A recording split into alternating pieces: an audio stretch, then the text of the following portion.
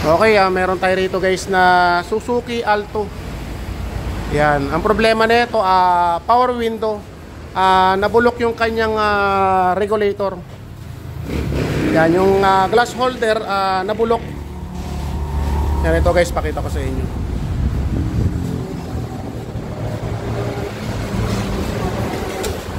Yan, nabulok yung kanyang glass holder.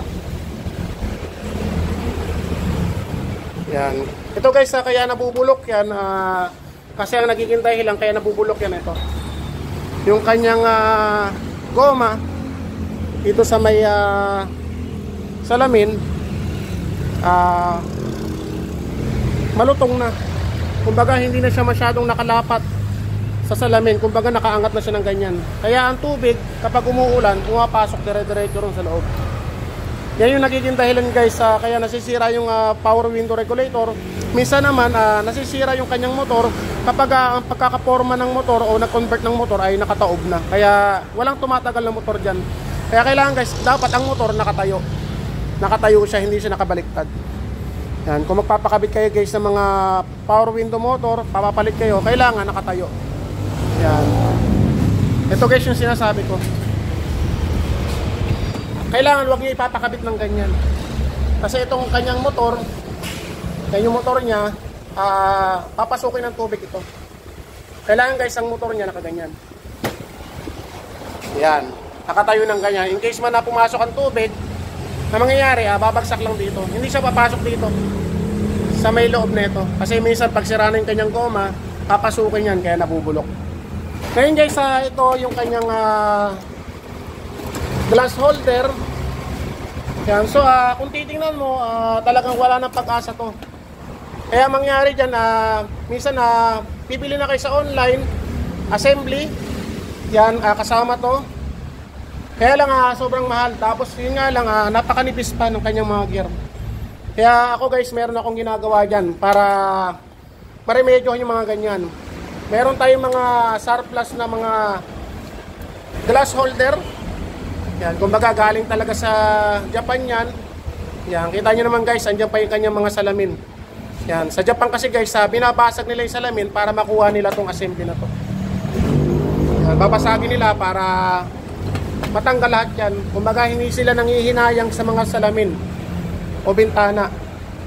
Yan, kumbaga ito, yan, dadating sa atin, puro ganito. Yan, marami tayo yan. Ngayon guys, ito yung nandito tayo sa punto kung paano yung didiskartehan.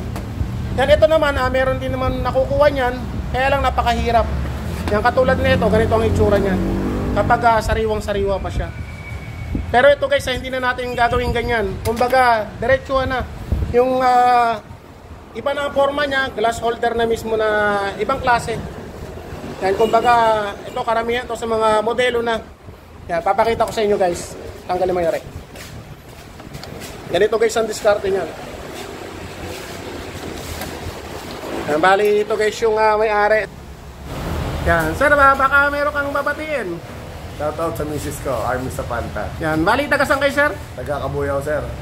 Yan. Sir, maraming salamat po sa inyo. Ano yun sir, napanood nyo ako sa YouTube o Facebook? YouTube sir, napanood ko kayo. Yan. Magaling. Plastic. Bali taga-saan kayo sir? Kabuyaw sir, sa Marinig. Si sir, taga-Kabuyaw pala. Yan, bali ito guys, pakita ko sa inyo. Hawakan mo rin. Yan, so ito siya dati. Yan, syempre bulok na. Pinasok na ng tubig.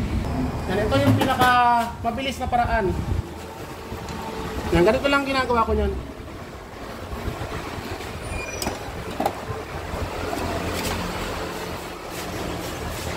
Yan, kumbaga kabilaan na siya guys.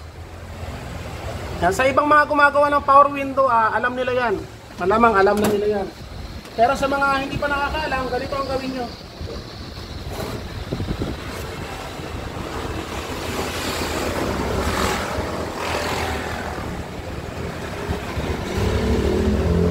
Yan, akalay salamin. Yan, bali ganyan ang kalalabasan yan guys. Tara. Tapos ito, ganyan na.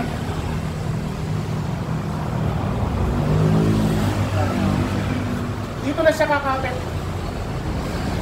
Yan, kabilaan. Yan sir, kita mo yung diskarte, di ba? Napaka-simple lang. Kung meron kang pyesa. Yan, ganyan ang kalalabasan yan guys. Sa ibang mga sasakyan, ganyan ang mga itsura. Yan, iba lang itong Suzuki Alto. Wow. Yan siya, diretso, kumbaga yakap siya. Yan. So ito, wala na talagang pag-asa, kaya yan, tapo na yan. Tapos ito guys, yung mga ginagamit kong pandikit. Yan, polyurethane. Yan, auto glass sealant. Yan, nabibili ko to guys sa sa online, nasa 300 plus. Bali sa to, ang alam ko sa yung Aquila Glass. Yan, search nila yung Aquila Glass, lalabas na yung kanilang mga sealant na mga pandikit.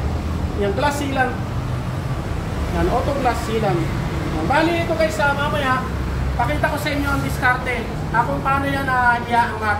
Yan, pakita ko mamaya guys. Okay guys, ito.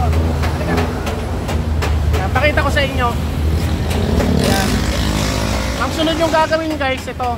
Kailangan yung ponduhan. Itong ilalagay yung glass holder. Yan, ponduhan nyo lang.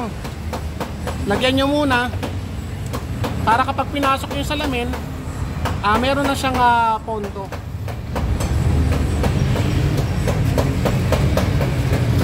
Yan. Kailangan guys, tama lang para hindi masyadong kakalat sa salamin. Yan, kapag nilubog niya, papasok na yan. Yan, kabilaan guys. Katira ito. Correct.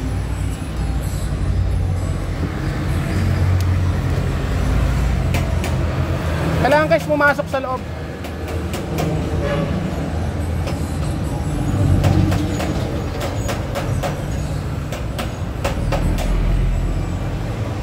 Kailangan guys punuan nyo.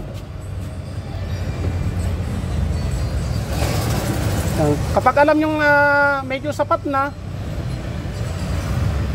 yan, dito naman tayo magpupondo. Diyan, halika dyan. Kailangan lang guys, sukatin nyo kung saan nyo lalagyan. Katulad kanina, nasukat na natin, kaya dito tayo maglalagay.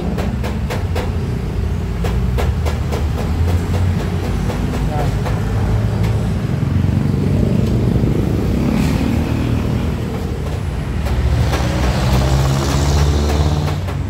Kabilaan guys.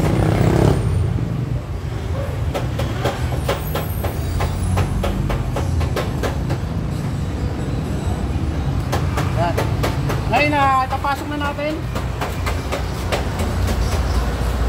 Medyo ingat lang guys kasi delikado to, nababasag to.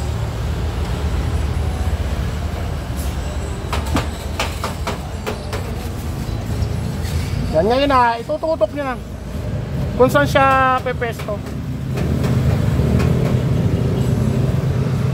Yan, katulad na ito. Yan, nakatutok na. Tapos dito.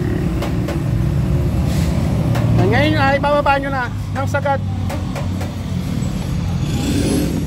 Yan, pansinin nyo medyo lumabas yung kanyang sealant. Yan, kailangan ilapat nyo lang yung mga lumabas. Tapos dagdagan nyo ng konti.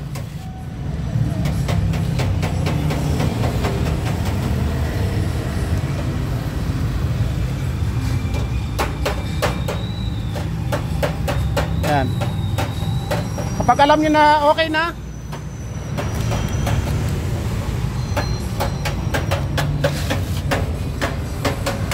ngayon syempre paandarin na natin.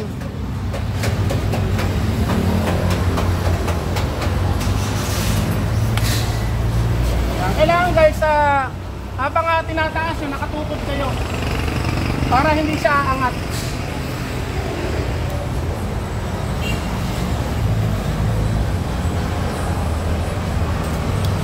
Tapos medyo didikit nyo, kapag medyo abot ng kamay nyo, dikit nyo.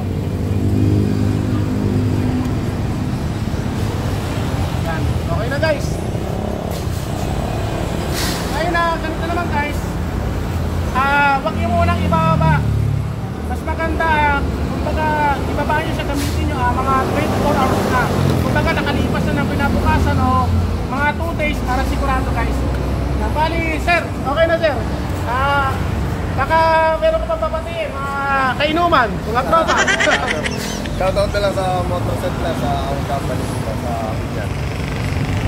Bali, Suzuki Alto. Guys, kung meron pa kayong gustong matutunan, isearch nyo lang ang aking YouTube channel. Yan, yan pala din na YouTube channel. Tapos meron din tayo mga ina-upload sa ating Facebook. Yan, okay guys, thank you.